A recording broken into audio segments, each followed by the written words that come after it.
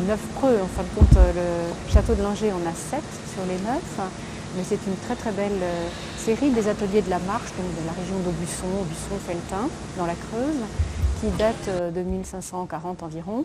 Et ces tapisseries donc sont sur le thème de ces héros, qui étaient des héros du Moyen-Âge. Il y en a 3 qui appartiennent à la chrétienté, 3 qui appartiennent à l'Antiquité et 3 qui appartiennent à la mythologie. Et ces tapisseries, évidemment, qui ont plus de 450 ans, ont subi quelques restaurations, quelques modifications au fil des âges.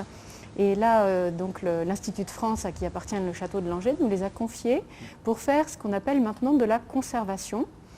Donc la première opération, comme vous le disiez, c'est bien sûr un dépoussiérage minutieux et attentif des tapisseries.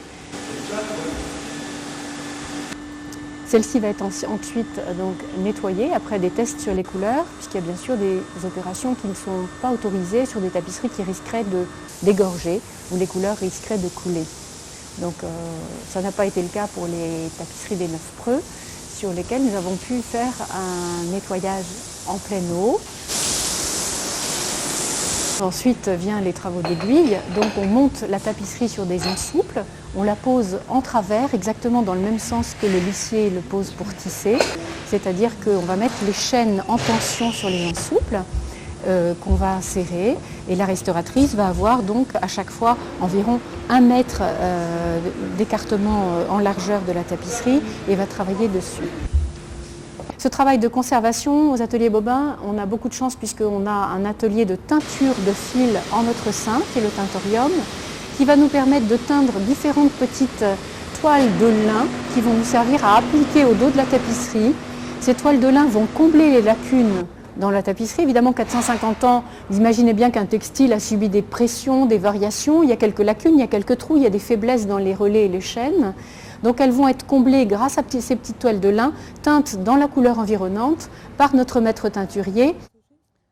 Les petits tissus qui sont appliqués au dos de la tapisserie vont permettre d'être cousus avec un point tout autour sur l'envers, et on va fixer la chaîne avec un point qui suit la torsion. C'est-à-dire qu'on va respecter la torsion du fil, qui a toujours une torsion, puisqu'un fil c'est un ensemble de tout petites fibres qui vont être tordues dans un sens. On va respecter la torsion du fil.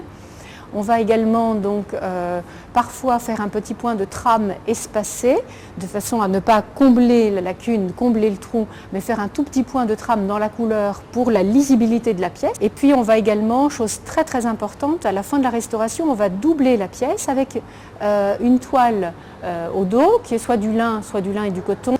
On va doubler avec des points embagués, verticaux, pour soutenir la tapisserie. Et la doublure va jouer le rôle de filtre à poussière et également de soutien pour cette tapisserie, pour lui permettre d'être pérennisée et puis de permettre à nos enfants, nos petits-enfants et plus tard, les gens de pouvoir continuer à les observer dans le château. On a quand même le conservateur qui est membre de l'Institut, M. Jean Favier, qui est venu à chaque restauration pour venir apprécier l'état de la qualité des travaux en cours. Et donc ça a été l'objet de beaucoup de réunions d'experts à chaque avancée des travaux. Donc on pense que grosso modo ça va faire à peu près 1 an de travail.